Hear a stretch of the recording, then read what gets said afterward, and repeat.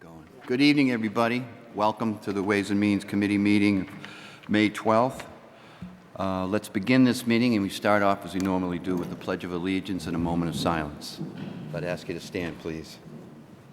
I pledge allegiance to the flag of the United States of America and to the republic for which it stands, one nation, under God, indivisible, with liberty and justice for all.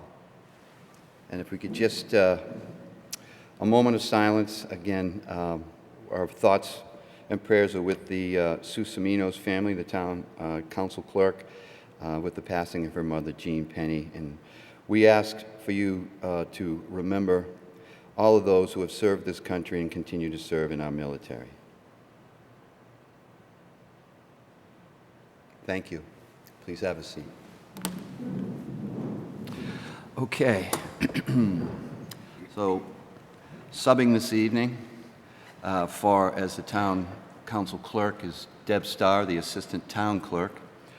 And Ms. Starr, if we could please have a roll call. Councilor Reynolds. Here. Councilor Flaherty. Here. Councilor Maglio. Here. Thank you. We do not have any approval of minutes, nor do we have any old business this evening.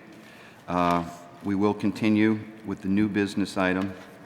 And to start things off, we ask for a motion to take order 22025, fiscal year 2023 budget, operating budget off of the table. Do we have a motion? So moved. Second. All in favor? Aye. Aye. Okay, thank you.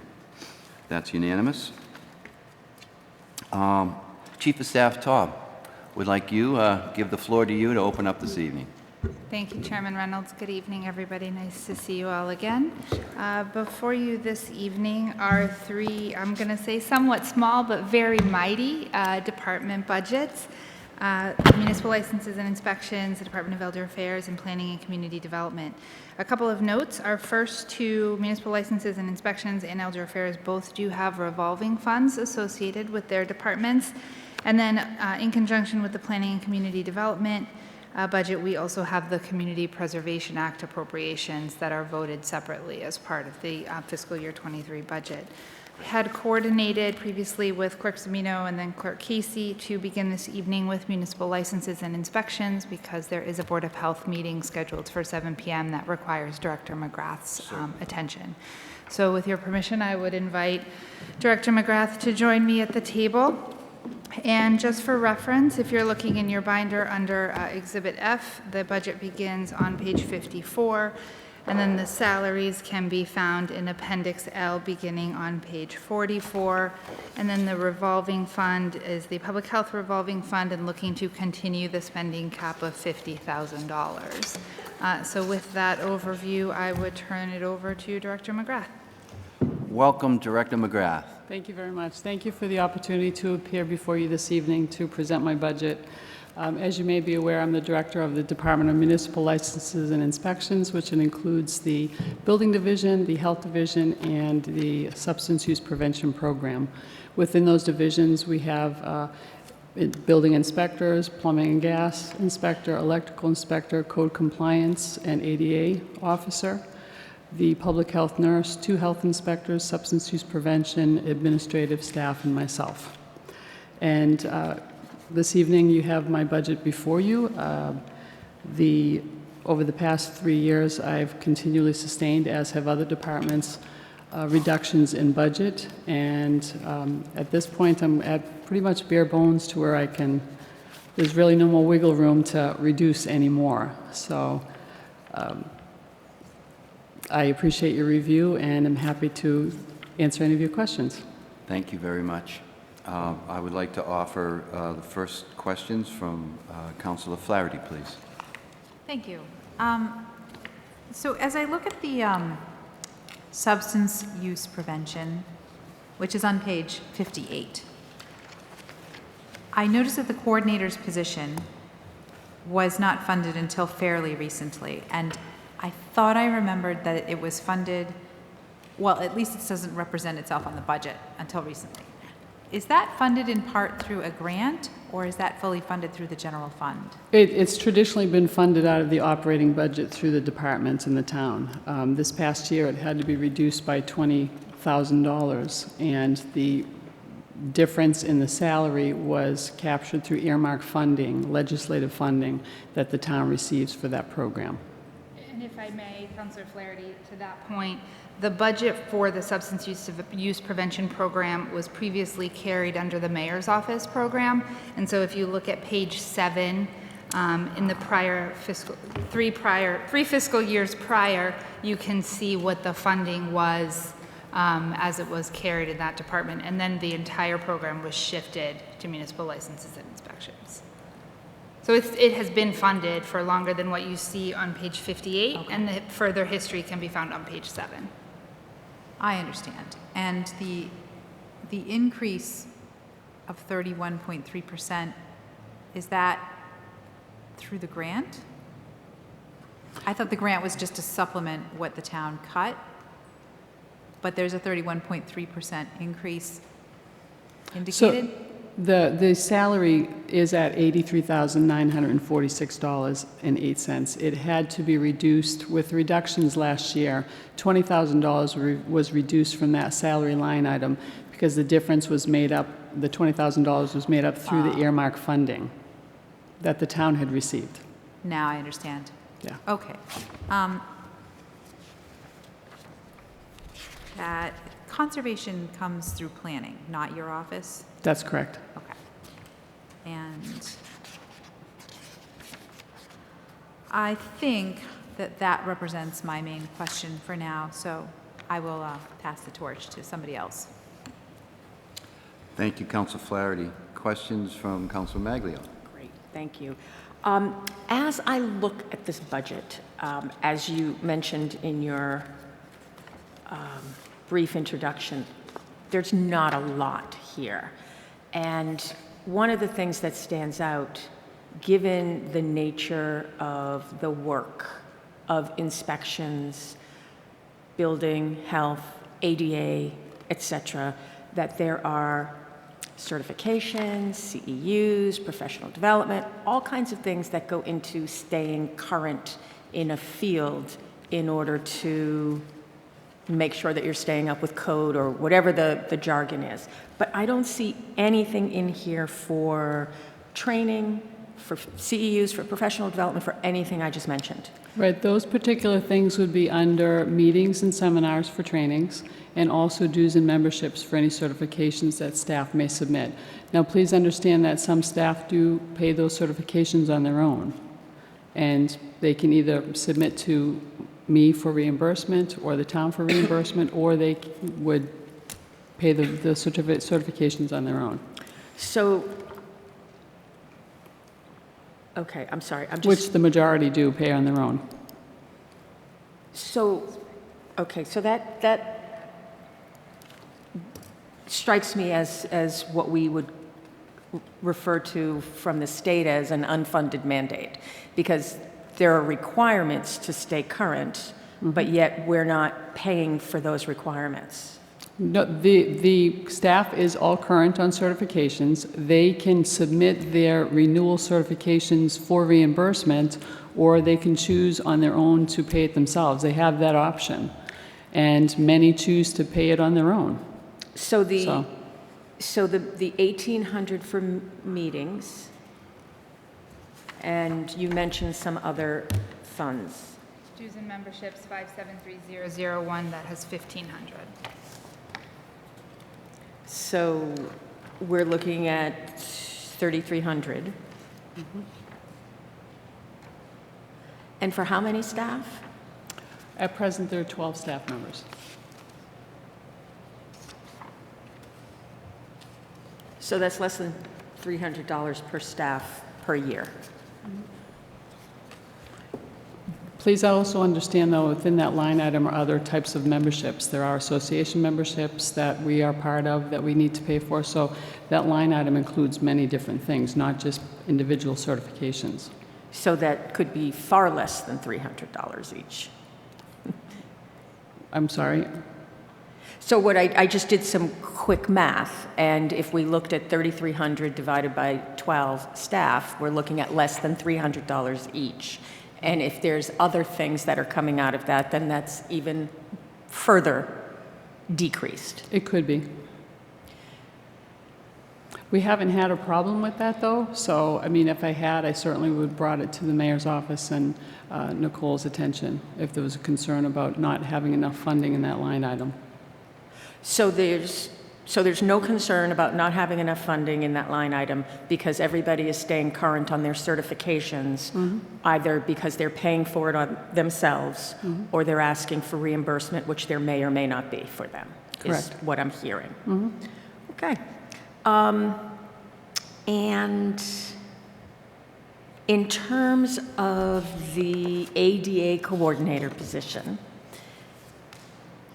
I would think that there would be, part of her role would be fostering, understanding the value of compliance, educating people about accessibility, those kinds of issues, outreach kinds of issues. And that's also something that I don't see any kind of dollars for. Any resources? What kind of resources are there for promoting compliance around ADA issues? Are you asking if I have a specific line item for something like that, would fund something like that? Well, for example, if we had material that needed printing, that would be associated with that, then I have a printing line item that would address that. So there's no real, it doesn't sound like then there's a program or project around that's attached to that role around ADA coordination, that there's no outward sort of education, organizing kind of efforts. I guess I'm misunderstanding you within the realm of the budget, what you're looking for. I'm looking for, are there any resources available other than printing something to the printer for this work to be carried out? Right, well, the salary line item is within the building inspectional services program. Anything else that would be needed for that particular position as far as carrying out their duties could be reflective in the administrative program or other programs within the budget. Okay, so I'm not seeing anything specific to... Right, no.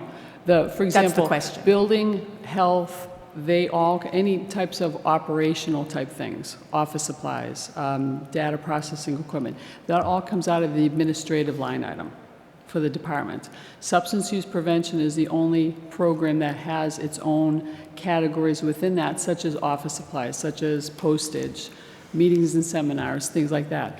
The other divisions all come out of the administrative portion of the programming. Okay.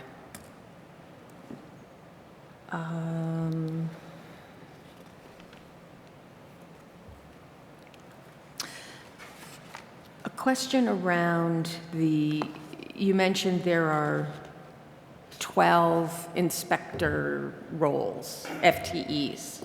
There are 12 positions within the department. They're not all inspectors. They're not all inspectors. So just to get a sense of the scale, in terms of how many of them are inspectors? We have an inspector of buildings, a local building inspector, an electrical inspector, plumbing and gas inspector, ADA coordinator / code compliance inspector, 2 health inspectors. I also have alternate electrical and plumbing and gas. If the full-time individuals are not available, then I have to call an alternate in. Okay, so that would be 7. Well, the alternates we fortunately don't have to use too often. I mean, they would cover vacations and things like that. Right, but from what you mentioned, it sounds like there are 7. Yes. So what is the scope of is that commensurate with the need? So how many, I don't know how these are quantified. Is there a wait in order to come up and to get your construction sites, your building plans inspected? Is there a waiting list? Are those enough positions to keep up with the people that are requesting? The answer to that question is no. Okay. And let me explain. So the department, I'll use the building division as an example. We do have what's called online permitting, and the building division, as well as everything is online. When an individual submits an application, that can not only be a building, a residential, commercial application, but it could be a sign permit, it could be a trench permit, it could be mechanical, sheet metal, plumbing, gas, electric. There are any number of types of permits that can be requested for, applications that can be submitted. The individual that would oversee their portion of it, for example, the electrical inspector would review all of the electric permit applications. Plumbing and gas would review all the plumbing and gas permit applications. Building division inspectors would review the remainder of those types of permit applications. And from there, once they're reviewed, that would include any plans or any necessary documentation that they would need. Then the applicant is communicated with in the event that there is more documentation that's necessary. That's all done through the online portal. And then the inspections are called, when the inspections are called for, it depends upon what type of a job it is and what types of inspections would be required. And so the construction supervisor or the person that's responsible for that site would call in for appropriate inspections, whether it be building, electric, plumbing, gas. The tradespeople would call in the inspections. The inspections are scheduled through the office manager on a daily basis. The appointments are scheduled, and the inspectors receive their inspection schedules and go out and perform the inspections. I will admit that the department at one time had 4 building inspectors, an inspector of buildings and 3 building inspectors, 3 local inspectors. We now have 2, an inspector of buildings and a local building inspector. Ideally, it would be wonderful if we could get back to a full staff of 4 inspectors, but certainly a 3rd inspector would be incredibly, incredibly helpful. So what is the volume? I'm sorry? What is the volume? What is the volume? Yes, is that an appropriate metric? Or for all of them, for licensing, for food, for apartment rentals, like how does this, if 7 isn't enough, what's getting pushed out, and how pushed out is it getting? Well, all of the inspections all of the construction inspections all the projects that are ongoing, those are being inspected as they're being called for. But there are some things that we are scheduling out because we simply don't have the staff to do. For example, multifamily units. They require an inspection. Apartment complex would require an inspection. It depends upon the type and the number.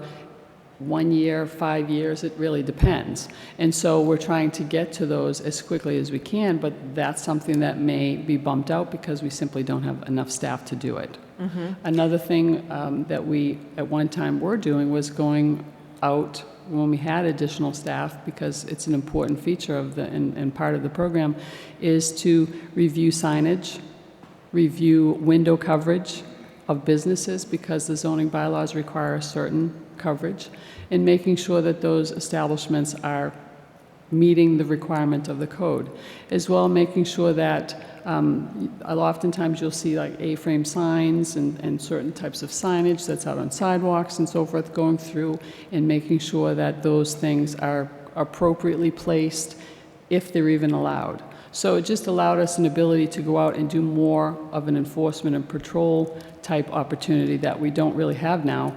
We are addressing them as they're coming in, complaints, as well as the required inspections and those that are being requested. Okay. Did you say enforcement and control? And patrol. Patrol. Like, it would allow us the opportunity to go out, And patrol. and kind of survey the town, making sure that if there are things that need to be addressed, and I don't want it to be mistaken that we're not taking care of things that need to be addressed, but it just gives us more of an opportunity to put more visual eyes on things. Mm-hmm. Mm-hmm. As far as the health side, a 3rd health inspector, I've been requesting a 3rd health inspector for at least the last 5 years. And we're doing what we can, making sure that the required inspections that are mandated by the state are being done. It's a lot of work, and there are a lot of inspections that are necessary to be done. So we don't want to My preference is not to make the bare minimum that we're required to do. I'd rather be able to do more than the minimum.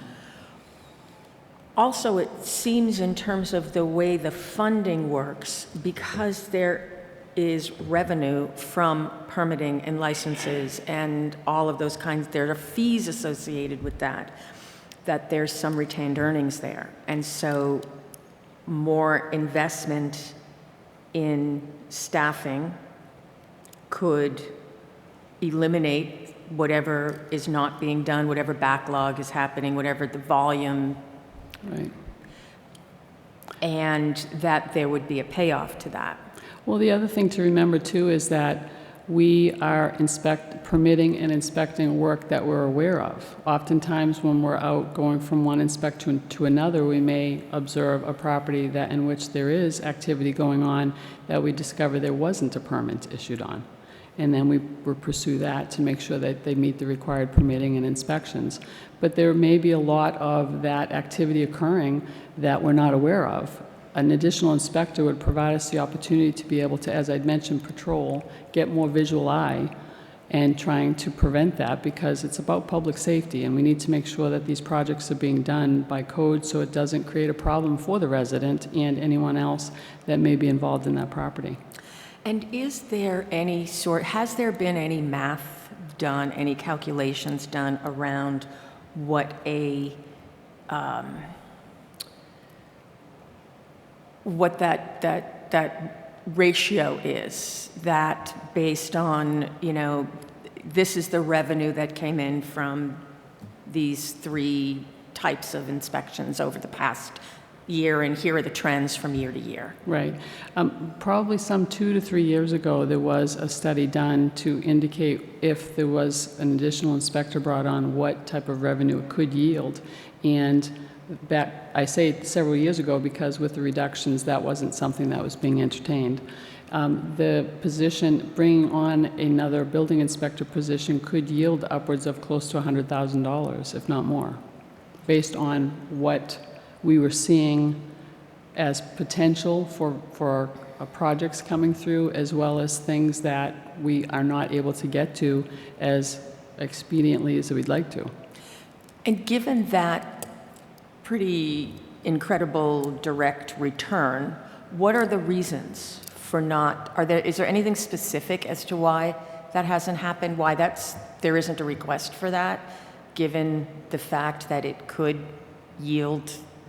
actually pay for itself? Well, I've been requesting it. I mean, but we do have to realize the town has been in some financial and fiscal concerns over the last several years, and we're mindful and respectful of that.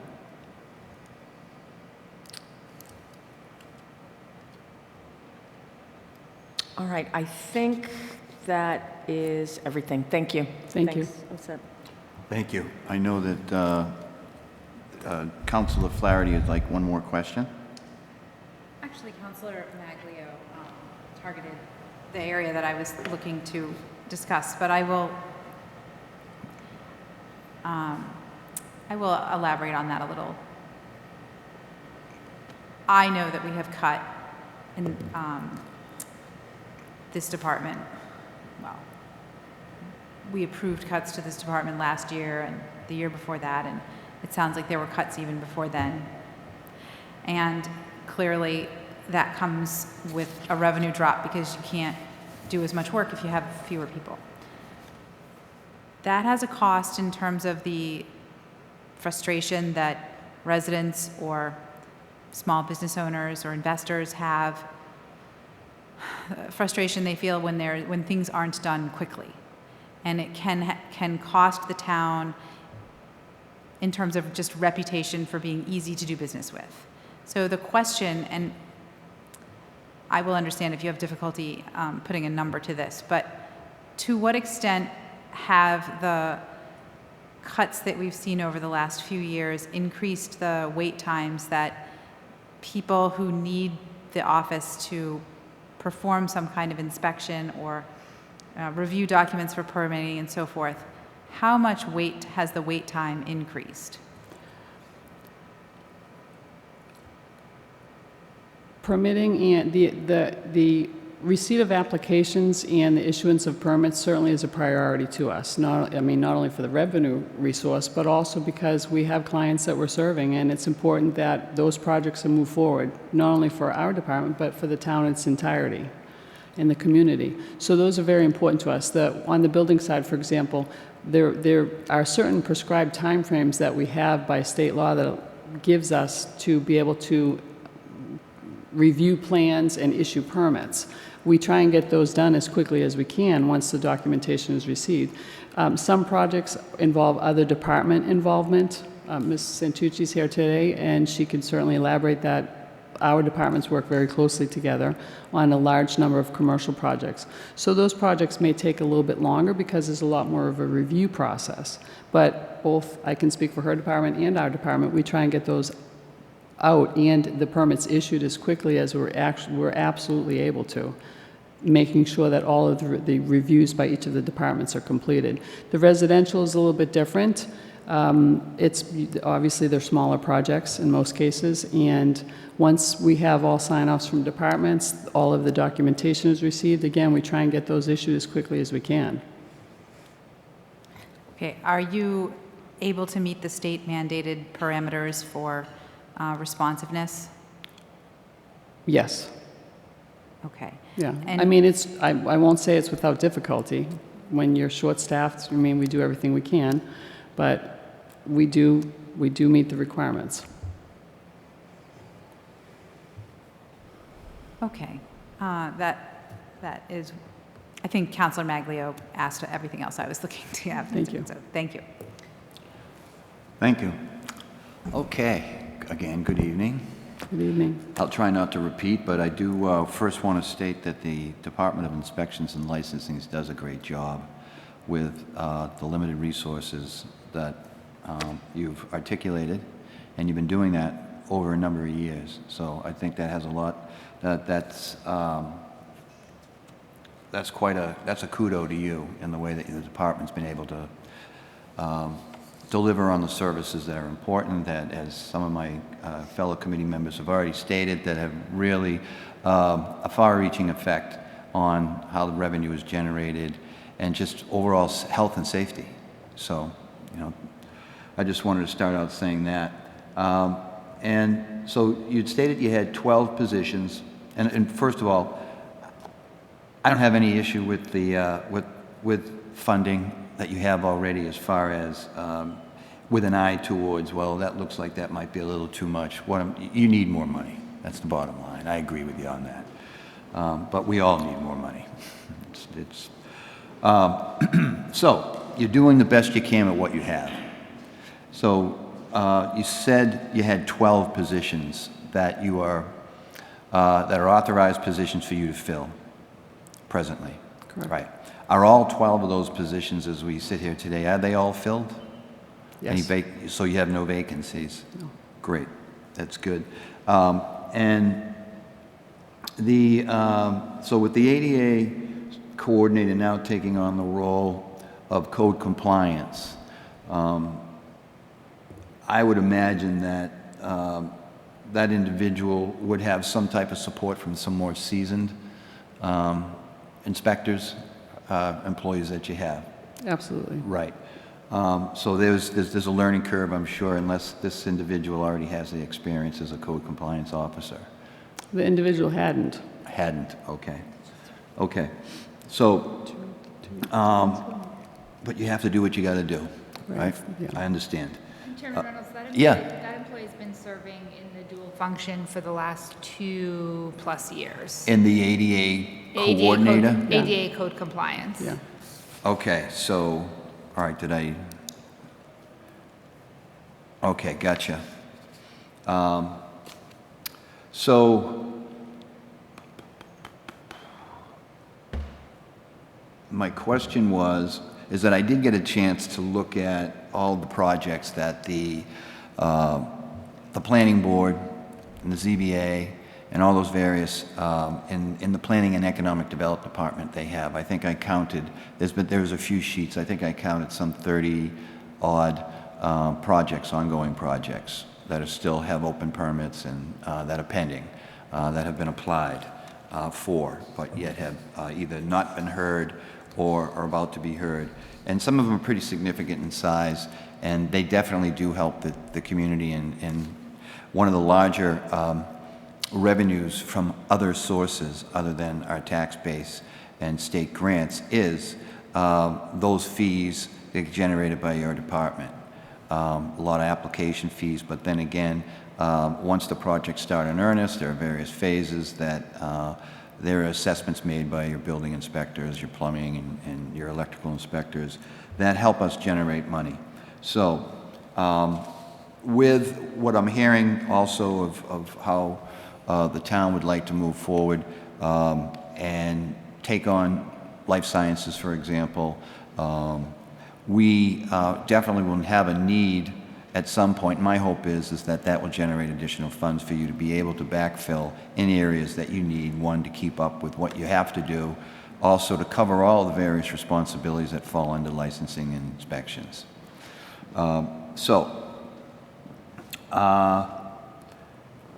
Do you see any kind of opportunities at all? Had you had an opportunity to look at any kind of additional funding as we move into the fiscal year that might help augment your current balances of available revenue in funds?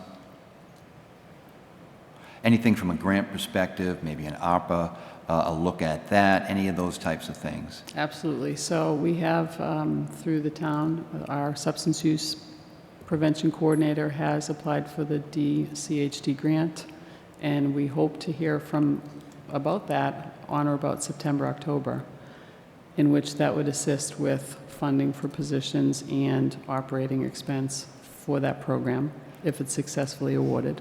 Right.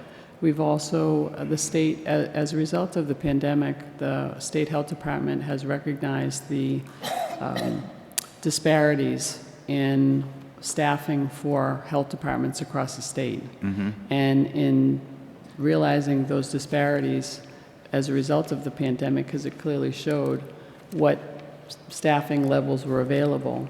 Right. The state is now moving forward to try and offer what they're calling regional, like shared services programs. Yeah. In which several communities or many communities could collaborate together and also potentially get an additional health inspector that would serve, for example, the shared program that the town has engaged in most recently with the state health department and involves Braintree, Weymouth, Randolph, Quincy, and Holbrook. We're looking to see if we can get another health inspector. Okay. There's also the opportunity potentially, again, they're still looking at different positions as well. Public health nursing is another thing that's being looked at. And the state would be funding that for up to 3 years with the potential for it to continue forward depending upon how the programming goes, and the state would evaluate that. So it's still to be worked out what positions would be looked at, as well as what timeframes or amounts would be offered to each of the communities. I would like to think if it's 5 communities, we at least get 1 day a week, or Sure. It's still all to be worked out. But even those small bits and pieces that we're able to get will be helpful. Great. I'm glad to hear that's, you're taking a look at that, and I certainly hope, that it's fruitful as you move through the year. I know you run very lean, and if you were to lose a building inspector, my assumption would be then you'd have the alternates, kind of help you out, backfill in those areas. And are the alternates paid on a per diem basis? Yes. Okay. So do you feel comfortable with that funding that for a per diem? Is there something that's already earmarked for that in the event that you lost someone due to a long-term illness or anything like that as a building inspector, that you'd have to lean on an alternative? Well, there's not long-term funding. If you, in the salary schedule or the actual budget, you'd see it more in the salary. It's a line item called casual. That's for the alternates. Okay. And usually it runs about $6,000 a year. Okay. So as you'd mentioned, if there's a concern about long-term absence, Right. then clearly that fund would be exhausted in a short period of time. Okay, all right. All right, and again, I have to, commend you on the fact that you are running a very lean operation that's very integral to the town's economic health and just health in general. Do you find, and I could certainly see the need for a third health inspector.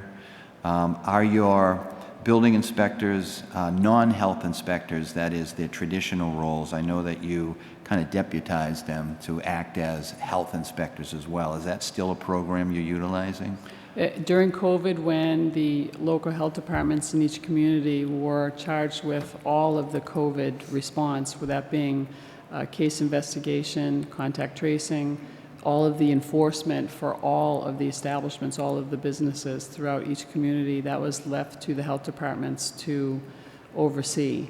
And given the fact that the funding was not available to be able to hire anyone, we tried to look in-house to see what we could do, and the focus was that the current health inspectors at the time would focus on all food and those sorts of related activities, and then the general types of businesses, for example, salons, gyms, things of that nature, tire repair shops, garages.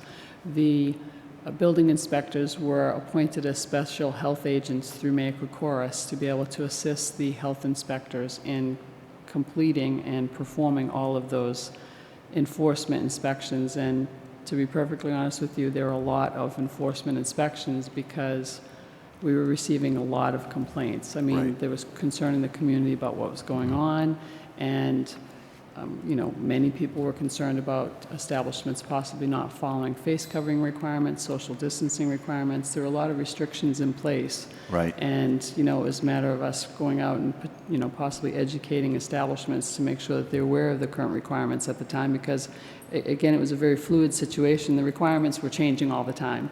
So it was really difficult to keep up with them, and I can see where an establishment would have some difficulty too, because we were having difficulty keeping up with the changing restrictions Right. on a routine basis. So we worked very closely, both sides. It came together as a team, and I'm going to be honest, I'm very blessed.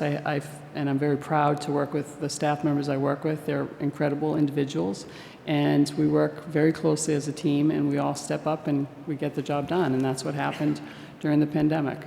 So, do you see that particular situation you just described as an opportunity to reimburse your department, where you had to employ non-health inspectors as health inspectors? Is there any way that you could figure out, and I'm thinking there may be a possibility is through ARPA reimbursement from the health perspective for COVID-related reimbursements? That's something that I would have to work out with administration. These positions are union positions, so certainly that would be part of the mix. Well, I'm not quite sure what the reference to the union would be. This is just, they performed a job for you, for the town. And rightfully so, they needed to do the job, and they were called on because you couldn't go out and get other health inspectors. They weren't available for you. Right.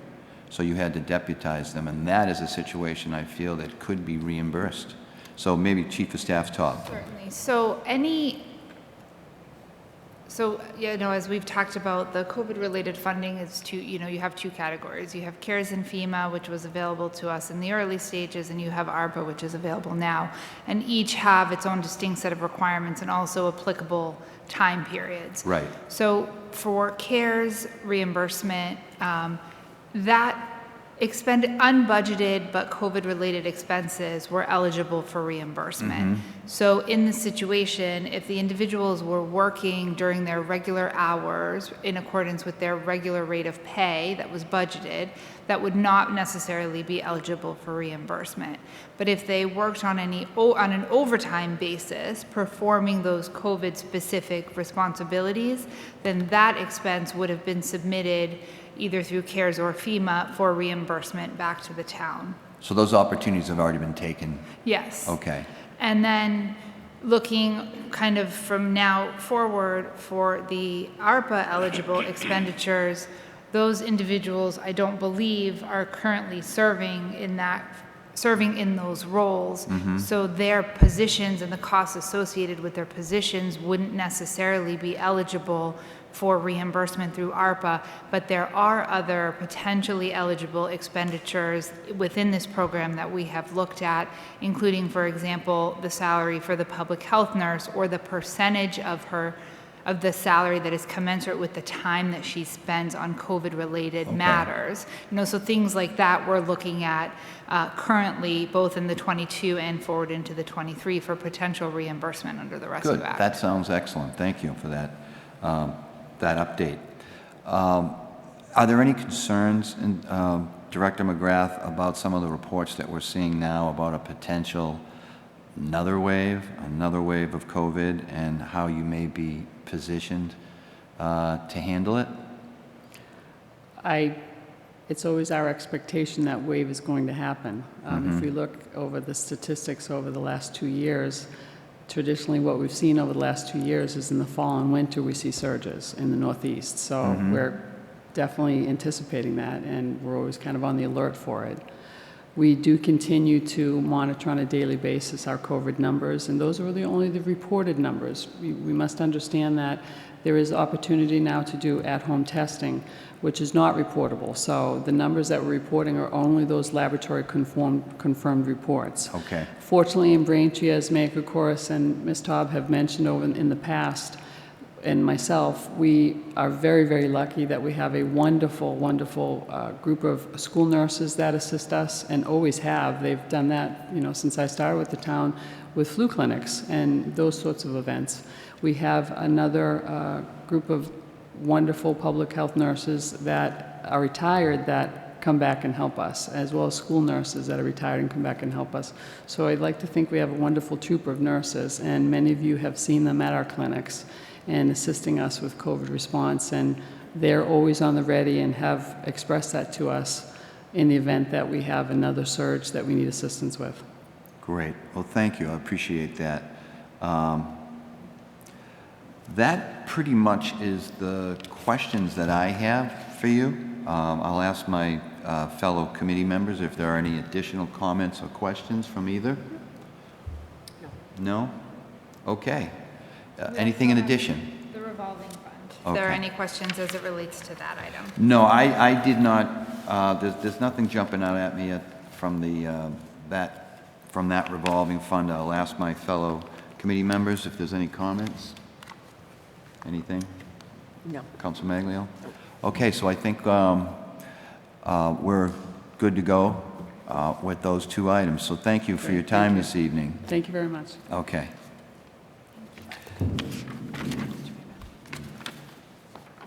Okay. Next up, We will go to the Department of Elder Affairs. We have with us Sharmila Biswas. This is certainly a fan favorite, so I know that Sharmila will have some great updates for us about all of the great programming coming out of her department. And by way of reference, operating budget on page 82, salaries on page 59. As mentioned, we do have a revolving fund associated with the department, and just for reference, the Elder Affairs budget is 0.21% of the overall. okay. Welcome, Director Biswas. Good evening, councillors. Always Okay. a pleasure to have the opportunity to come and present to you our modest and humble budget. As Nicole mentioned, it's 0.21% of the town's total budget. And I have to say, from last year, 2022, if you see, we have not changed our budget. It's the same on 2023. And I'm proud to say that even with that, we try to provide services to the members of the town who has served the community at one time, and now they're looking to us to provide them with services. Right. I'm constantly looking for grant money to subsidize programs and activities. I collaborate with agencies And library director, Miss Terry Stano, I tell her that I'm very lucky to be her friend because she's the one with money. All right. But we usually do 3 to 4 programs a year with them, and so our residents do not have to pay and still can enjoy very quality programs. So that's all I have to say, and if you have questions. I will make one note. The budget that was submitted inadvertently omitted funding in the overtime program, so it's included in the budget update memo that was provided earlier this week. We are going to be adding back in $586 in the overtime line, which is in the 154-101-513-001, and that increase in the operating expense will be reflected with an increase in the local receipts projections. Okay, thank you. Very good. So I'd like to ask, we'll start off with Councilor Flaherty. Any questions or comments? Certainly. I'm so grateful for the work that you do. You do have a modest and humble budget. And you also have an important mission. And as I went through this, I saw exactly what you said, which is that there's not really any change at all. Mm-hmm.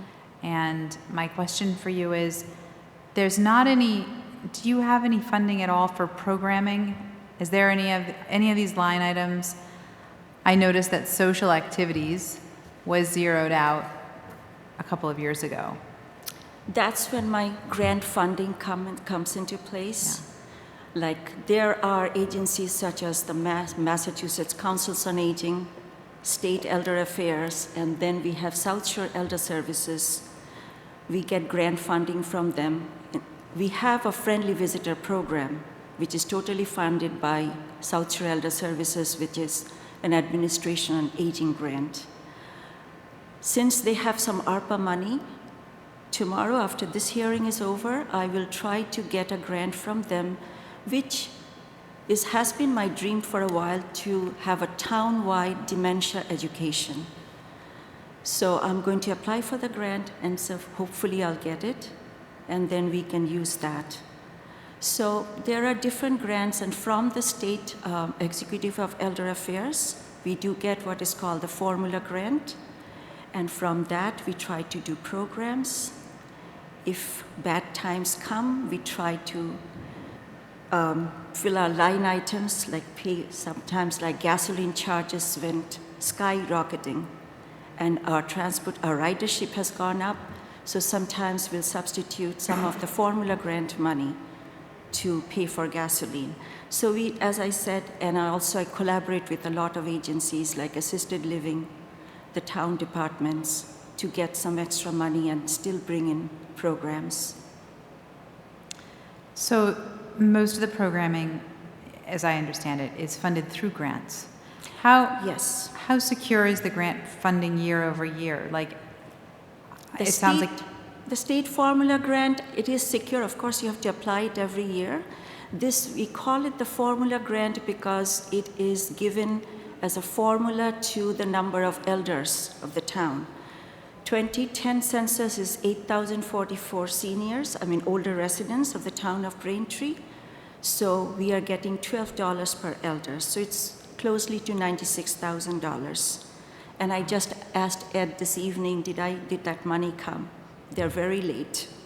Oh. So that's our biggest, and that's how we also we have 5 part-time staff.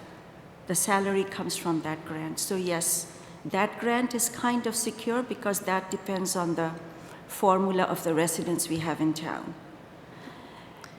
The Friendly Visitor Grant, I have been getting that for almost 15 years now. It's quite secure. Of course, it's the administration on aging money, but yes, right now I would say it's secure, but the thing is I have to apply every year. The 2 other grants I'm applying for, I don't know if I'm going to get it, but those are for special programs. Like the one I said, the dementia education, which I'm going to apply, and let's see if I can get it. Okay, so the part-time staff are dependent on the grant. Yes. Okay. Well, I'm certainly going to support this meager offering to your department. And I'm grateful to you for the hard work that you do to make it stretch as far as you do. And I hope that sometime very soon I'll be able to vote for more money. That's my wish too. That's all I have. Thank you, Councilor Flaherty. Councilor Magno, questions or comments? Thank you. I would like to echo all of the wonderful things that Councilor Flaherty said, and I certainly have my own perspective on that as well. And I am pretty impressed with what you're able to do on very little. Thank you. So just a couple of questions on the newest one here. So I'm just trying to understand the grants that you just mentioned, the formula, et cetera. Those are not reflected in this No. budget in front of us. No. Okay. And you mentioned an amount. You mentioned an amount of seniors in Braintree. Yes. So what was that number? 20,000? Did you say? It's $12 per senior based on the census count. So roughly 96,000 96. currently. Be 528, something like that. Okay, because there's times how many seniors? This is the 2010 census. It was 8,044, but I know, Debbie, thank you. I had asked for the census, and now when the 2020 census comes out, it will be over 10,000. Okay, thank you. So it was 8,044, and we know it'll be 10,000 plus. So I'm just trying to get a sense of scale. How many of those 8,000 do you think your agency can touch each year? If I look into my statistics, we have about, I would say, if this is a duplicated number, like I'm counting one person coming 5 times as 5, there can be anywhere from different activities, 7,000 to 9,000 people over a year.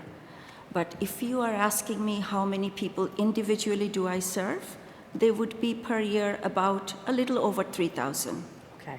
And the numbers, of course, for COVID, it was only 925 people. But as COVID, I'm not sure if I can say it's over, but we see a lot of foot traffic in our place. I hear the laughter of the people, and that's why I'm here. That's what I serve. And the other day, it was just one lady just came. She came in around 3:30 or 3:45, and she said, "Oh, Sharmila, I just got thirsty." And I said, "Oh, I could go to the senior center and get my coffee and chat with people." And this is after COVID, and these are things that lights up our lives. So we are very thankful that we can do that. And these were people who had very various background, worked in their professional life, and they come to us now. So it's a pleasure to serve them. We can't make everyone happy. Kate and Norton and Steve can tell us the angry phone calls we get sometimes, but most of the people are happy. And is it Monday through Friday? Monday through Friday, 8:30 to 4:30. Can I mention the summer hours? We're considering adjusting to the summer hours to mirror town hall, so an extended Tuesday and a half-day Friday, but not confirmed yet. Just for 2 months, because the people we serve cannot, winter months, they cannot come at 6:30 p.m. So Sure. we were requesting just for the month of July and August. Sure. Then just a couple of questions. So the grants that you're able to get, those go directly into your budget, and where would that be reflected later in terms of? We have Mark Lynn has all the spreadsheet. He knows how we spend it. So that would be Mark Lynn from the town accountant. Oh, Markland. Yeah. I don't know. And he will ask me questions if he sees something. So it's all recorded in the town accounting department. So about on average per year, about how much do you raise to augment the town dollars? You mean the grant dollars? Yes. I would say about 120,000. Okay. Okay. Very helpful. Thank you very much. I'm all set. Okay. Thank you. Again, good evening. So, as you said, and as the others have already mentioned, you do a great job operating with a very lean budget. Commend you also on your abilities to seek and secure additional funding through grant opportunities. There are many appreciative people in this community who are who benefit from those efforts of yours. You have a 0% increase this year over last year in your budget, and I'm curious what your thoughts are. You had mentioned in your summary about increased energy costs over the next year. Every department, every business, every home is impacted by these increasing costs.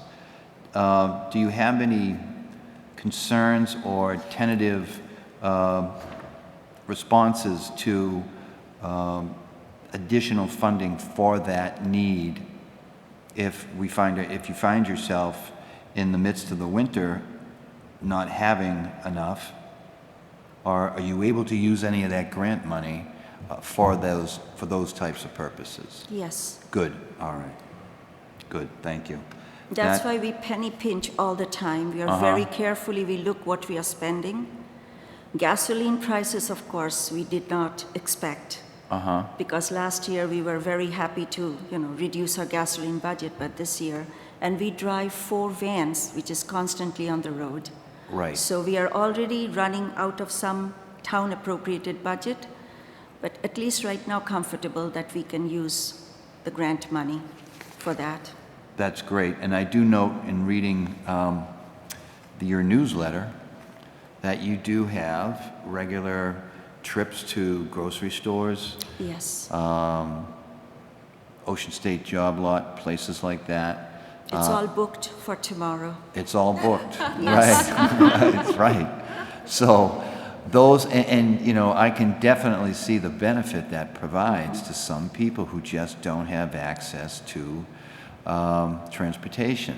Yes. And I think transportation is one of our most important service because I always say because of that a person can be healthy and independent living in their own homes because they know how to get to the doctors, they know how to do their grocery shopping.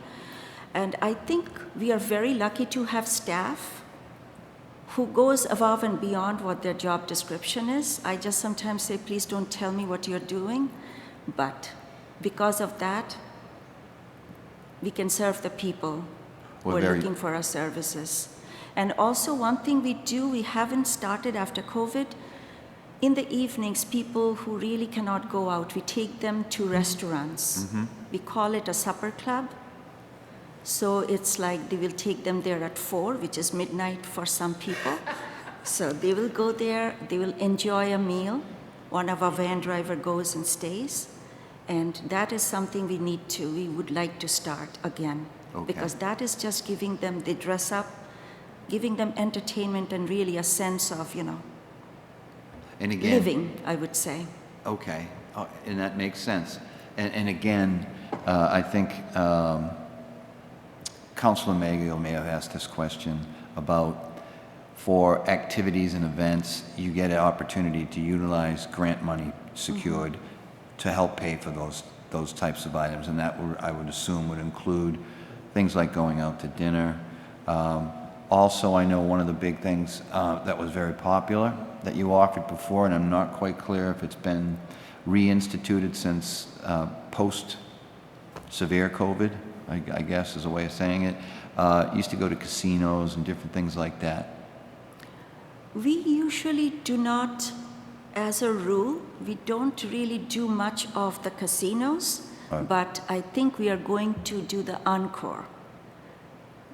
The Encore. Encore Casino, because Okay. before COVID, right before COVID, we had all arrangements made. Uh-huh. And we were going to take them there, but I think it's going to happen in September. But by rule, we don't do too much casinos. Yeah. Okay. All And- right.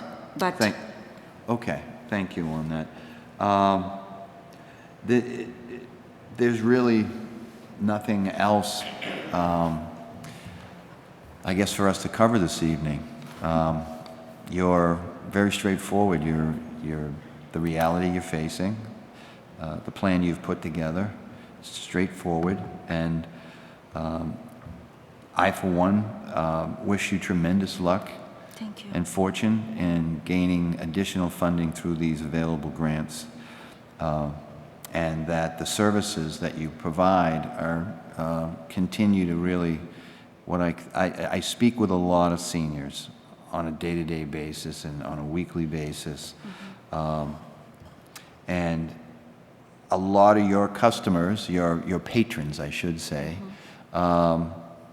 speak very highly, and it's a place for them to congregate, Thank you. and it is such a wonderful opportunity, and you can see it in their faces and in their outlooks when folks who perhaps have been widowed, unfortunately, who have empty nests, family that now has been spread around, whatever the cases may be, to know that there's always a place of as Cheers used to say, where everyone knows your name, right? So keep that up, and thank you so much for everything you do, Shamila. Thank you.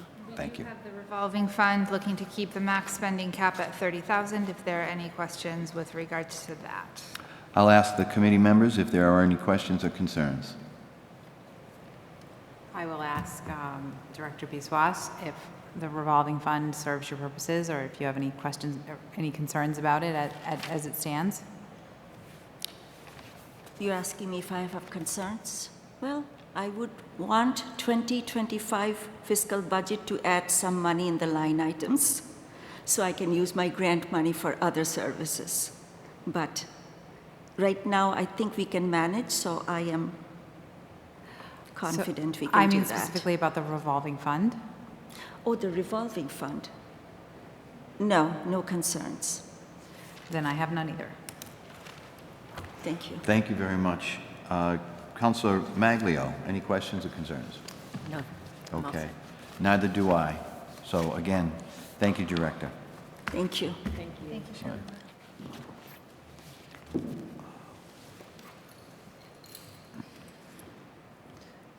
Right.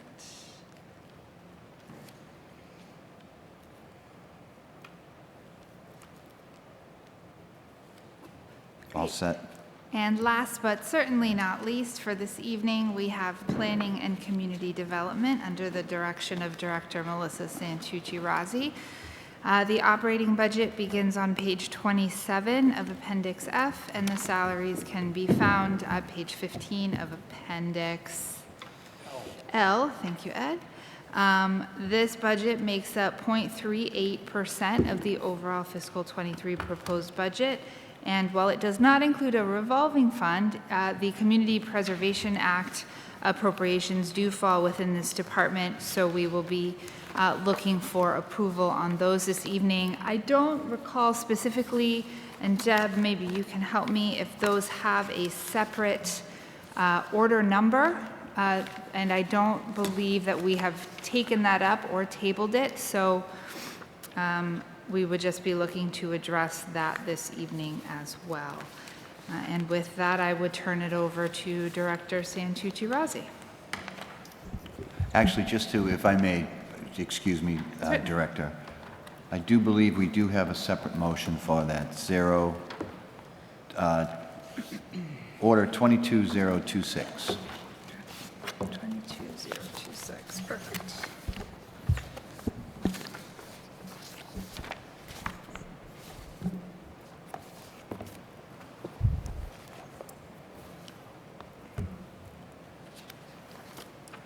unless, I'm just reading this again.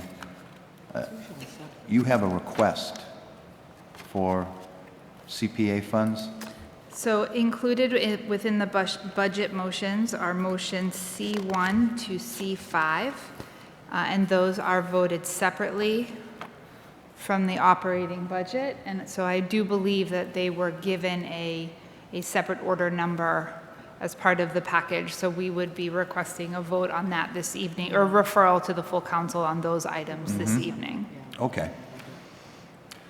Very good. So thank you for indulging us in a little housekeeping there. So the floor is yours. Good Director evening. Santucci Rossi. Good evening, Mr. Chairman and members of the committee. Melissa Santucci Rossi here on behalf of the Department of Planning and Community Development. Just quickly, that department includes planning, conservation, zoning, economic development, housing, and historic. We are the staff to all of the, all the permitting boards in Braintree, which include the Planning Board, the Conservation Commission, the Zoning Board of Appeals, the Community Preservation Committee, the Historical Commission, and now also the Master Plan Steering Committee. Not a permitting board, but nonetheless a very important committee in this community. So what I have presented this evening, there is an increase in my budget. I will note for the record that last year I cut by over 11%. I do not have a lot of historic data. Last year was my first year doing the budget. I know there were previous cuts, but those percentages I do not have with me this evening. I've prepared a table for the committee. I've highlighted the items in green that have increased since last year's budget, and also the items in yellow that have decreased. Most of the increases are salary-related step increases based on union contracts, as well as some additional union benefits that you can see specified in the notes here. And I've also requested an increase in the consultants and marketing line item under economic development, and would like to use that to put together some programs related to life science and promoting that in the community. So I don't have a lot of information to present. I did get some information from my staff on the various permitting activity, and I do have to say that 2021 was very, very busy. For permitting, I've provided those tables that outline the applications, as well as the revenue that was generated from the Planning Board, the Conservation Commission, and the Zoning Board. Community preservation isn't really reflected in this budget, but there are no application fees for those applications anyways. And then I've also provided a little narrative. Everybody's always interested in what conservation is doing, and I've outlined that in a memorandum, as well as the Zoning Board of Appeals. Also noting our department currently has a vacant zoning planner position. Connor Murphy was recently promoted to the assistant director. That position is now posted, and we'll be looking to fill that as quickly as we can hold the interviews and find a qualified candidate. And we also have 2 unfunded positions in the department, which is the staff planner and the principal planner as well. We have a part-time community preservation person that works 14 hours a week, and that is funded out of the admin funds in the community preservation. So again, not reflected in this budget and does not impact operating whatsoever for the community. So I'd be happy to answer any questions. If anyone would like any more specific information on any of the activities that we participate in the department, or any of the work that we do, or questions related to any of that. Thank you, Mr. Chairman. Thank you very much. Okay.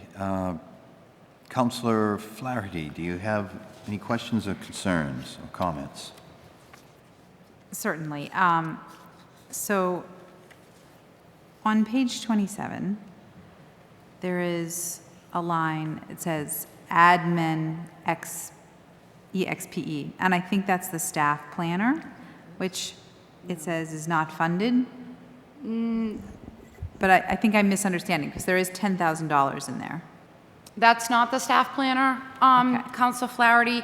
The staff planner is zero, there's no money. The $10,000 in the planning admin is to be used for recording secretaries. We're getting stretched pretty thin with all of the boards, and I only have one administrative staff. And the minutes and preparing the minutes for all these boards is getting a little burdensome. So I'd be looking to use that money for recording secretaries. Recording secretaries are worth their weight in gold. I hope you are able to find one. And if you know any, send them my way. Indeed. So then we have a vegetative line in conservation, which I think has to do with, well, there's two of them, and one is at zero and the other is at $20,000. And I'm curious to know, it looks like the one that is for Sunset Lake, or did it say Pond Meadow, has been discontinued or something. So the vegetative treatment at Pond Meadow was money that the department used to give to Pond Meadow to do vegetative treatment. It hasn't been funded for several years. The $20,000 is the activities that Kelly undertakes and is outlined in the conservation activities memo, and that includes Sunset Lake and Eaton's Pond. Okay, so it's up substantially this year, which I'm sure is a good thing, but can you tell me what is going to be involved in that? It's the same amount. It was $20,000 in 2022, and it's $20,000 this year, or requesting. Okay, but historically, it's grown quite a bit. Because there was $5,000 in 2019, a little more than, well, almost 6,000. Yes, and we actually, if you can see here, there's permits that Kelly needs to do the treatment out there, and certain years, the treatment costs more than other years, and that's hence the request for the $20,000. I don't have the information for before I became the director, but I can obtain that information if that's something that you're looking for. No, it's not that I need you to tell me about what happened before you were director. What I want to know is really what's going to happen. For What's the it- vegetative treatment? Yep. Yep. So for Sunset Lake, there was a very large treatment that was recently done. Kelly, as noted here, is going to renew the permits. They need an order of conditions and a natural heritage permit in FY23 and continue with that treatment. And then at Eaton's Pond, they will just continue the treatments that have been done. And I believe that there's various types of treatments, and some cost more than others. And then based on how the Eaton's and Sunset is reacting to those treatments, the consultants that do the treatments make recommendations on we need to do more, we need to do less, we need to do something different. I know that the weeds at Sunset Lake have been something that a lot of people bring up from time to time. So is what we're dealing with non-native plants that need to be eradicated from the environment? Yes. Or the local environment anyway? Yes. Okay, and so we poison them? What does vegetative treatment involve? I wouldn't say poison. I couldn't tell you the kind of I wouldn't even say chemicals. I can't tell you what's in the actual treatments, but I can tell you I don't believe it's anything that's harmful to the lake itself. Okay. And which department is responsible for testing the water at Sunset Lake to ensure its safety, safe bacterial levels? For swimming, Yep. Mary Beth. Okay.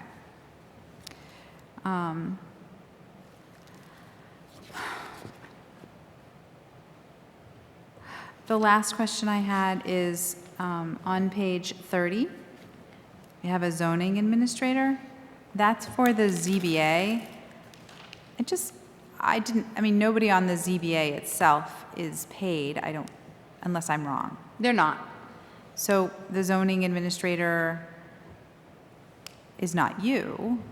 No, it's an actual, it's a full-time position. So the person that sits down with the applicants, goes over the applications, reviews the applications, advertises the applications, writes the applications. I have done that work several times over the course of my tenure here. But that was Connor Murphy's position, and that's the one that is now vacant and advertised. I see. Yep, so they primarily staff the zoning board of appeals, and then they also do other activities. They do help out on the planning board side as well with inspections and compliance and follow-up, closing out projects. All of the planners in the office have kind of a specific role, and then we all have, you can call it sort of side work, I guess, outside of staffing the particular board that they're responsible for.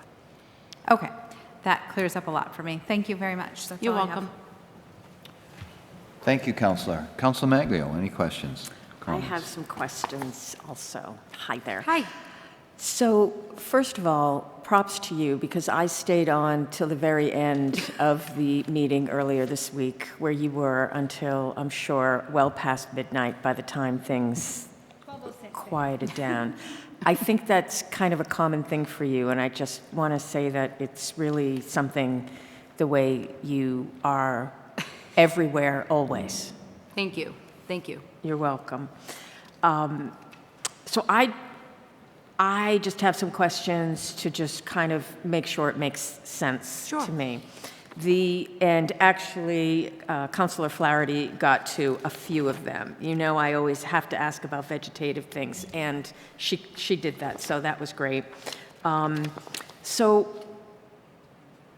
the economic development piece, and I see that there's the life science category, which is not recommended for funding, but can you talk about this a little bit? The whole sort of like what this entails here? Yeah, Yep. the elevator speech of it, though. Yep. So as you can see, we have several programs within the department and then various line items in that department. And some of these have a little bit history. The chairman of Ways and Means is familiar with some of these. So the consultants and marketing, that we budgeted for $5,000 last year. We're looking for 10 this year. As we all know, there's a strong desire to promote life sciences in this town, and I've been thinking about some different ideas. I have not had an opportunity to pull the trigger on those and really develop those and fine-tune them based on the workload and the staffing. But my goal is to really try to put together a variety of materials, both in paper and also on the website, that really highlight the community, what we have to offer, and really market it. You know, I use the word brochure, which might be a little cheesy, but, you know, media around, you know, somebody being able to visit our website or come to the office and be provided with materials of what we're doing here, what we would like to see, and the incentives and benefits that Braintree has to offer when locating a life science company in this town. So could I ask about that? So sort of Yep. like a case statement, kind of a Yeah, honestly, like just like a little like marketing type of, I don't even know the term I want to use, but something that just puts us out there and looks nice. And, you know, it's nice to talk to people about things and hear what we can do, but something, you know, quantifiable that really highlights that when companies are out looking in the market, you know, maybe they're not calling here or something like that. They have market research people, they have real estate brokers that are just, you know, combing communities. And, you know, if we had something like that, that might make it that much more advantageous. Oh my God, look what they have on their website. Like, they're really trying to promote this use. You know, let's give them a shot. So that's what that is. The reimbursement to the Historic Society is a line item that's been in this budget for quite some time. I don't actually spend any of that money. That money is spent and dispersed through the mayor's office. So that's the 22.5. The life science development, I'm trying to think how many years ago, maybe 4 or 5. There was the whole red line and the life science corridor work, and there was a lot of things that were being promoted through Quincy and Somerville and a previous staff member that's no longer with us. It was happening, but it wasn't really happening, and it was a lot of money that they were looking for from the town.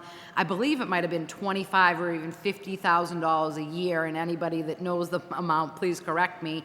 But it was like, what are we getting for this, you know? And kind of this idea to kind of break ourselves apart and set us apart, you know, when you put a community like Braintree together with Cambridge and Somerville, you know, I'd rather be in a group where we're on the top and we are what they're looking at. If you look at those other communities and what they have to offer and what we have to offer, well, we might not look as good as some of the other ones. So, you know, I want to be in a group where we're the number one and we are the focus, not where we're, you know, maybe not at the first or second slot. So that was discontinued probably 3 years ago. Postage, that's pretty self-explanatory. Stamps, the regional compact, economic compact was another thing that we had gotten into with the previous administration that was costing us a lot of money. Again, I couldn't even tell you what came out of it. I want to say probably nothing. So that's not anything that we're interested in. Office supplies, self-explanatory. Legal advertisements, if we're going to be doing any kind of promoting or noticing, we would like to include some type of money to put that out there and pay for it. Dues and membership, my note looking into organizations. I did want to complete that this fiscal year. Again, the master plan being a #1 priority for the administration and for myself in the department that I run, and that's really been the focus. Another one of the goals with this memberships and the life science is for me to investigate and seek out organizations that we can join that will provide us with tools, that will provide us with materials, that will provide us with education that we can then bring back to the community again to continue or to invest in this marketing and sort of outreach that I would really like to do. The parking plan, we had some money in the budget probably 4 years ago for a parking study. We did the first phase of that. Why it didn't continue, I can't answer that. We do have encumbered funds, and we could potentially use those funds for some additional parking analysis. We had done some analysis as part of the local rapid recovery plan, focusing on South Braintree Square, but we would like to continue some of that work and maybe couple that with the master plan, or if there are some recommendations as part of the master plan, we could utilize those funds to do additional work related to parking analysis, study, management, and so forth.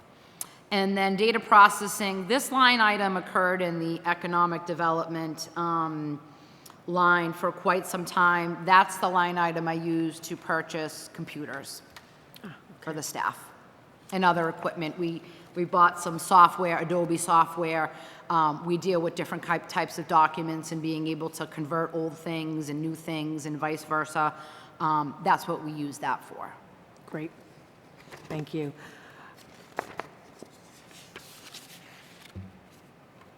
My next question, and you actually don't even need to go through line by line. I'm just curious about the fair housing department or fund. If that were funded, what would its function be? Yep. So Braintree is a part of the South Shore Home Consortium. I made I think a very good move for the town back in, I believe, right after Mayor Sullivan was elected. We had an opportunity it used to be just Quincy and Weymouth, and we had an opportunity to join them along with Holbrook and Milton in a consortium. And what that consortium does is it receives federal home funding literally capital HOME. It's similar to CDBG funds, but more restrictive. Can only be used for housing, affordable housing, creating housing, rehabilitating housing. And also through the Home Consortium, we did a study to impediments and analysis to fair housing and barriers related to people accessing housing.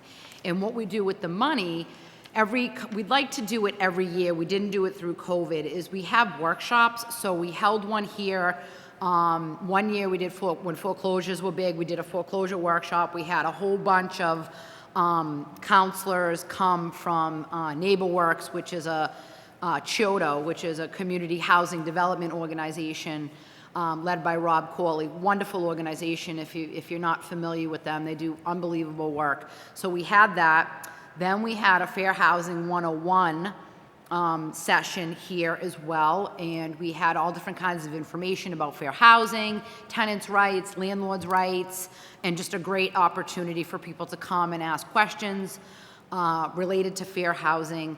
And then we did one in Weymouth, also a member of the consortium on lead, and we had a whole bunch of speakers come, a professor from Suffolk, the person who runs the lead abatement program for the state, and again, educating people on the lead law and the importance of abating that and removing that from dwelling units. So when we do have these events, we have expenses related to hosting them, advertising them, getting refreshments, and that's what we would use that money for. And so are all of those activities happening, but we don't have the funds to participate in them, or a lot of them are not happening anymore? We haven't hosted one. The last one we hosted was probably in 2019. Gotcha. Yep. And Councilor Maglio, there is funding in this program for postage, printing, and other expenses. Those have all been level funded from this year. Where you see the zeros are awards, the consultant, and the telephone, which have all been at zero for quite some time. Right. And just the activities that, and the things that the consortium funds, we fund that with the HUD money. So yes, like, so this Okay. is just like in addition to, because the Okay. HUD money is a little bit restrictive. Okay. Yes. All right. So the consortium 'Cause 950 receives- isn't going to go very far. No. The consortium receives millions of Okay. millions. All Yep. right. Okay. We operate a first-time home buyer program and a tenant-based rental assistance program. I operate both of those on behalf of the community using consortium funds. So helping people purchase homes, people at low mod income at 80% of AMI. We offer up to $20,000 down payment assistance, and we also offer a tenant-based rental assistance program where we help individuals of low income pay their rent. It's a temporary subsidy. We can't guarantee a permanent voucher. That's not how the program works, but it's often used for people that are displaced. Stuff happens in life. We've helped a bunch of families, individuals, and it's often used as a gap. If somebody's really close to the top of like a Section 8 list or something like that, this will give them sort of that gap. We have 3 families right now that are participating in the program. Excellent, thank you. You're welcome. Let me just make sure that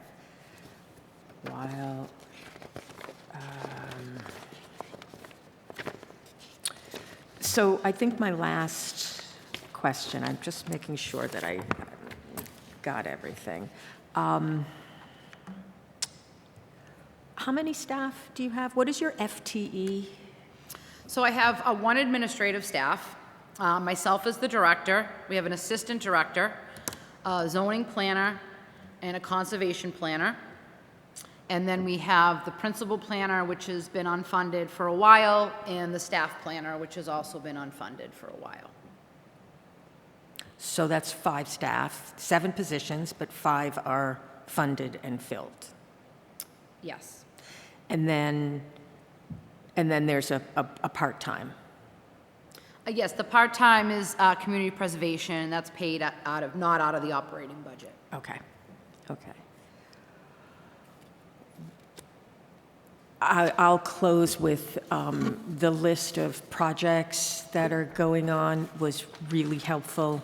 and impressive, and given the scope, I just wonder, I'll ask the same question, like, how are you able to keep up with the planning needs, especially since I would actually, sorry, there's one other thing. So each one of your positions also has, the staff positions also has a board or committee associated with it.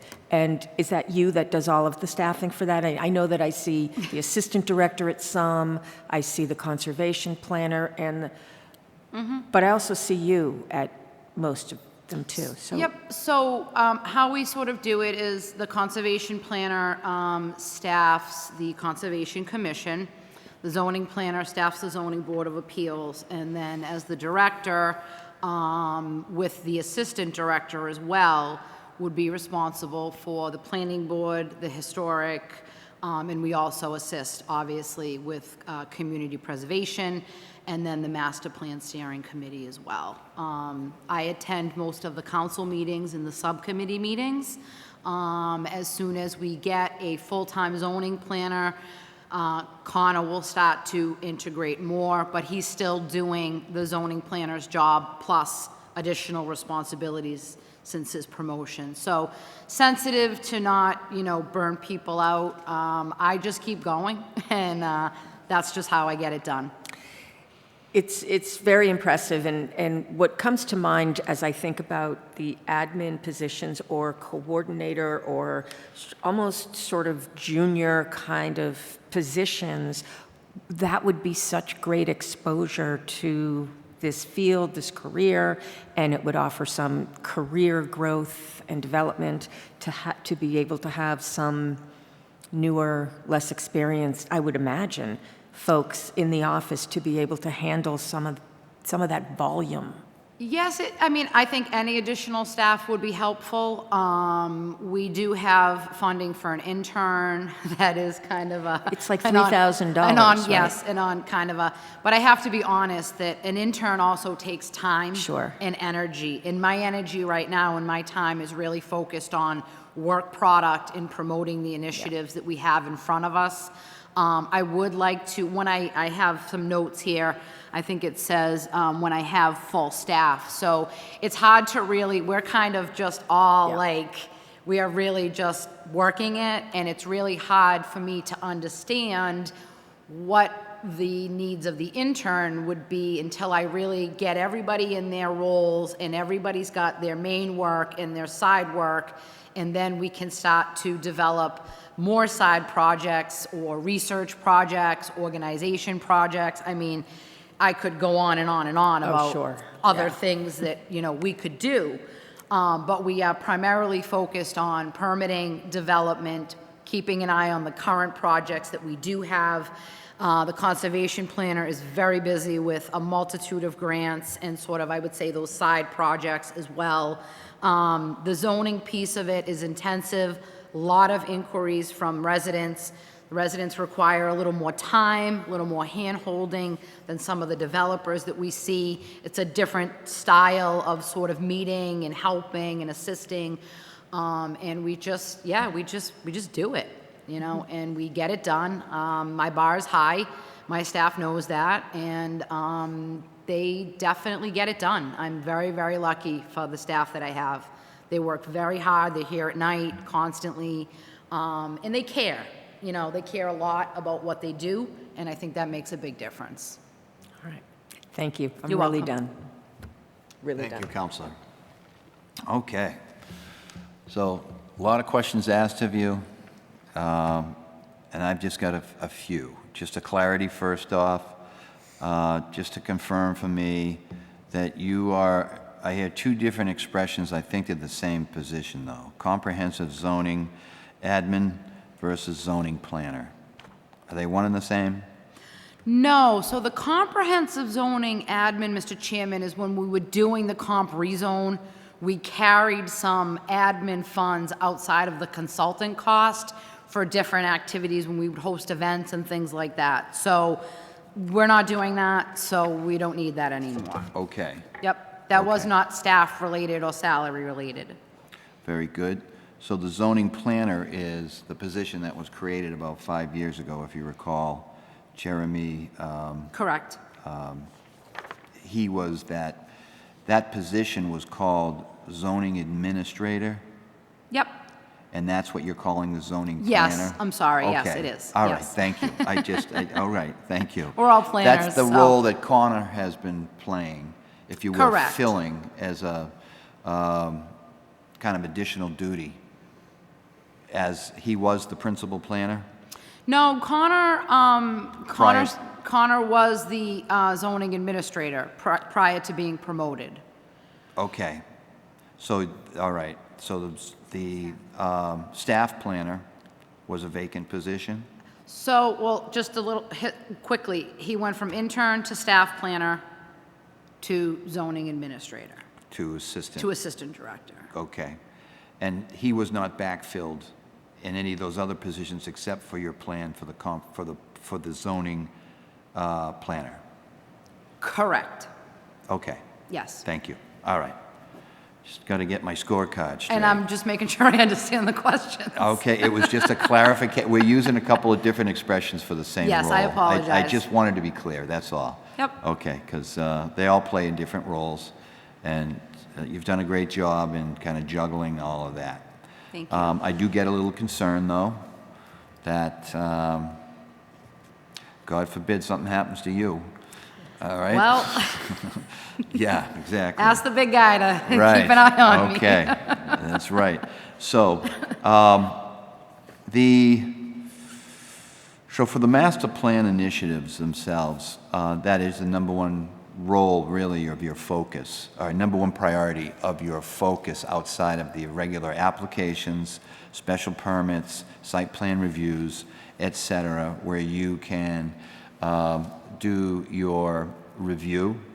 And I'm assuming that you and Connor are carrying that load.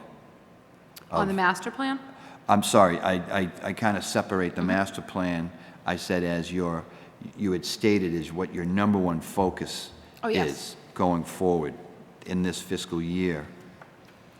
But on top of that, you're still taking care of doing the reviews, the meetings, the conditions, all of those things.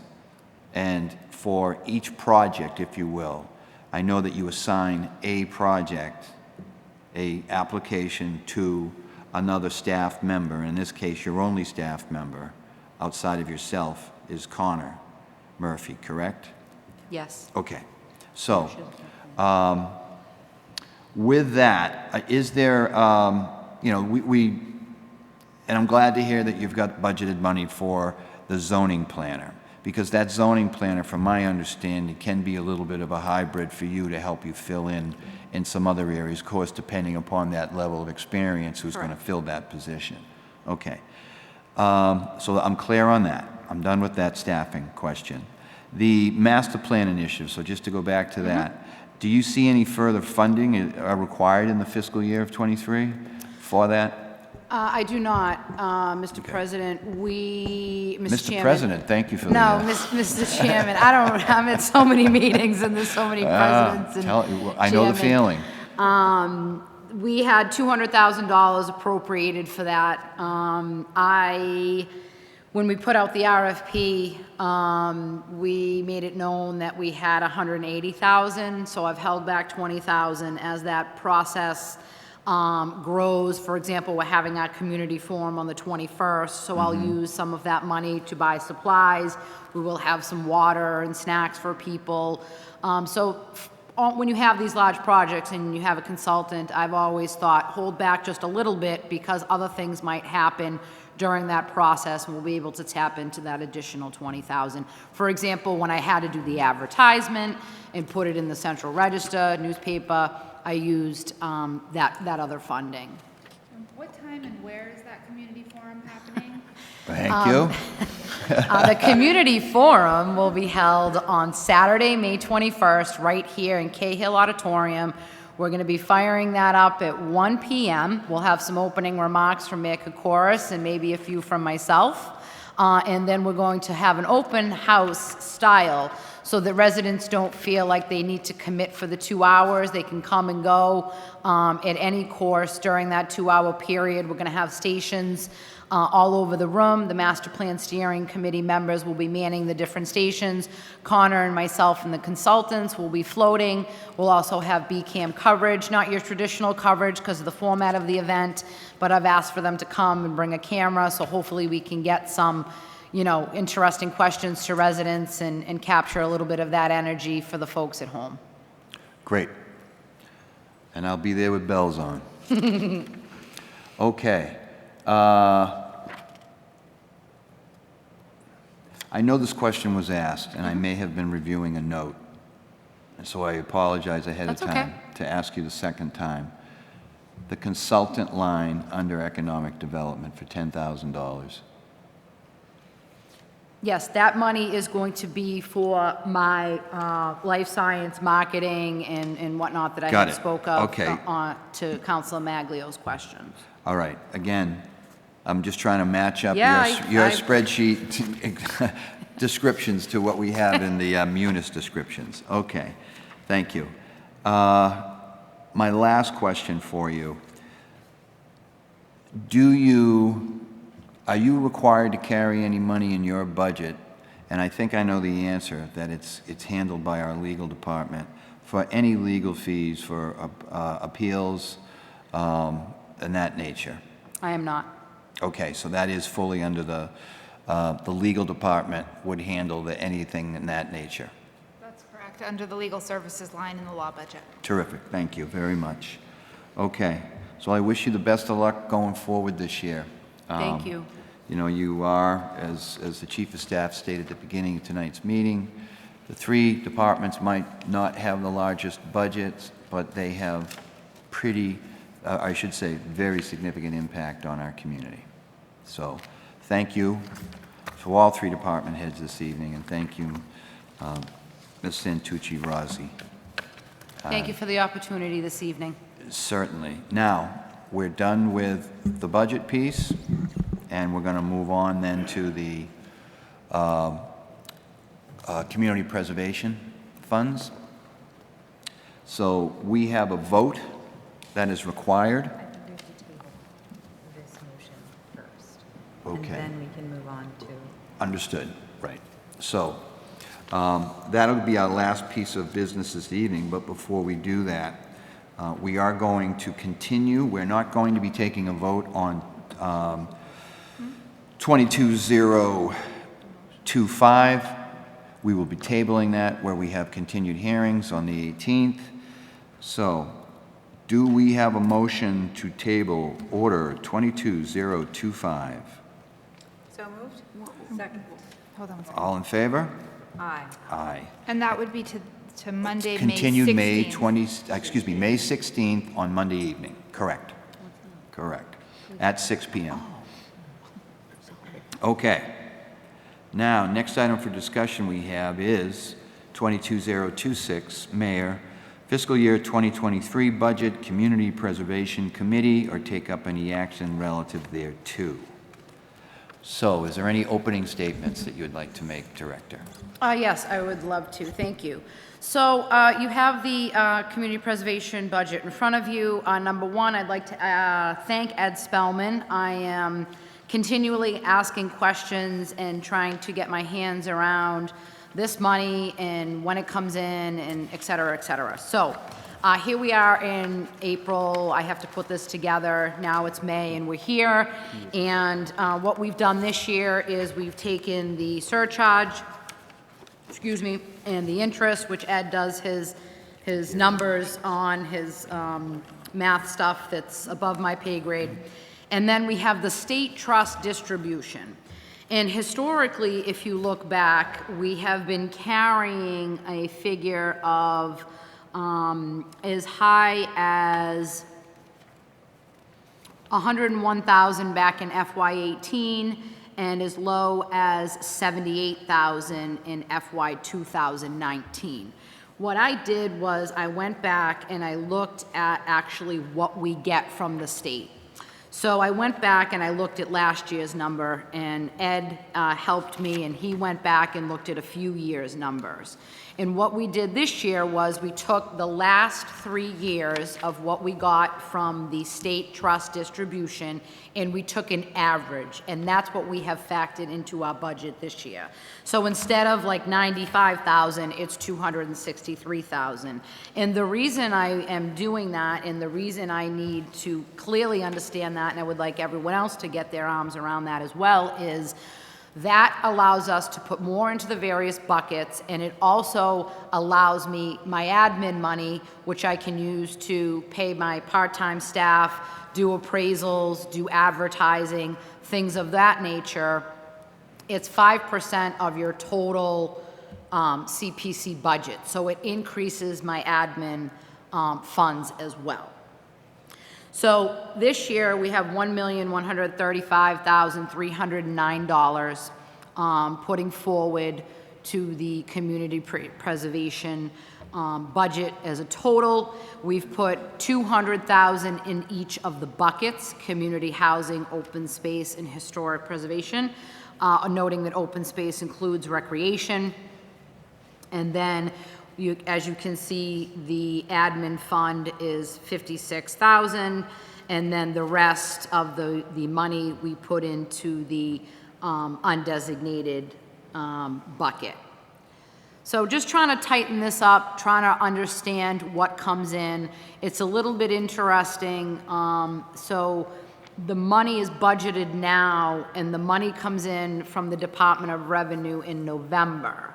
So we're kind of forecasting, and then in my discussions with Ed, that money that comes in doesn't necessarily get added into the budget until they close the books. And I'm still trying to sort of get my arms around the close this books and what that means. But I'm very comfortable with what we've done in the buckets. I think everybody here knows CPC is thriving. We've done a variety of projects this year that I have to say, we find a lot of enjoyment in the department in doing these. I have committed to, in conjunction with the chair, Dr. Kurzberg, is this program is going to shine. The program wasn't getting the attention it needed. We were not doing the projects that we should have been doing with the previous director. And this is the taxpayers' money, and the taxpayer should see those benefits.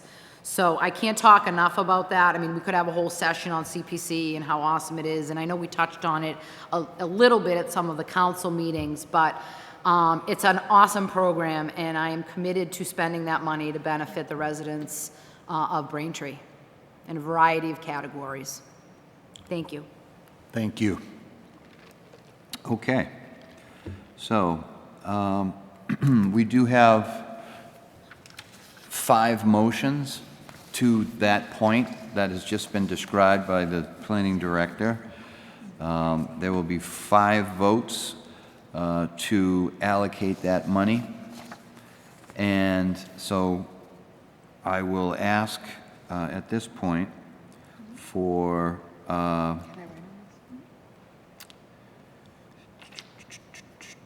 well, I should ask, is the committee ready to vote, or do you have any questions that you would like to ask?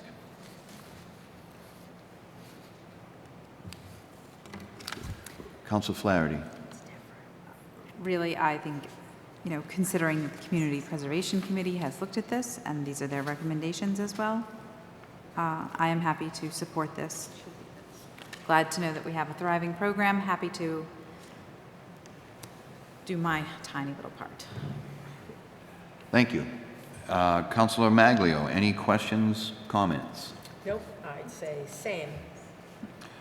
And I would agree with both of you on that. So that said, do we have, well, I'd like to ask for motions to be read for all of the 5 categories. If I may, before you do that, my apologies. Director Santucci-Razzi has just pointed out, in motion C4, that's referenced as the budgeted reserve.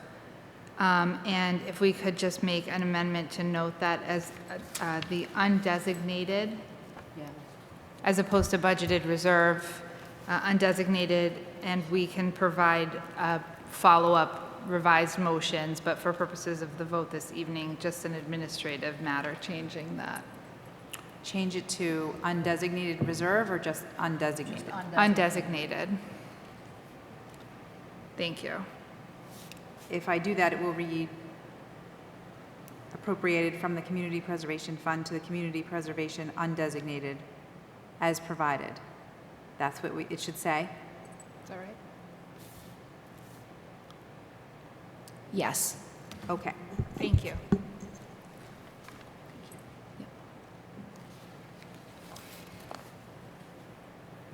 That, we have not read, these have been publicly posted, right? That's correct. They posted with the budget the evening of our last full council meeting and are available. The motions are in their own section, and then the breakdown of the Community Preservation Act Fund is Appendix P of the binder. Okay.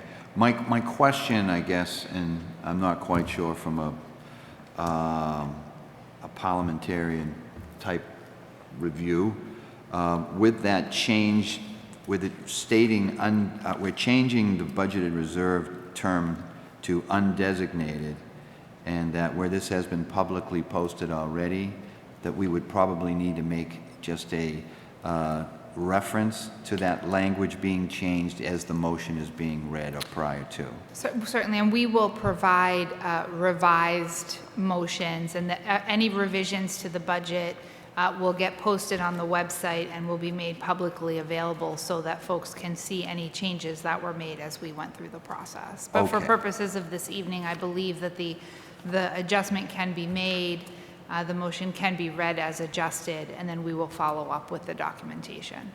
All right, I think that would suffice. So I have procedural questions. We need to read each motion in full, correct? Correct. Yes. And then we vote cumulatively on all the motions at once or individually? Each motion individually. Okay. So I am the reader of the motions. Been there. Okay.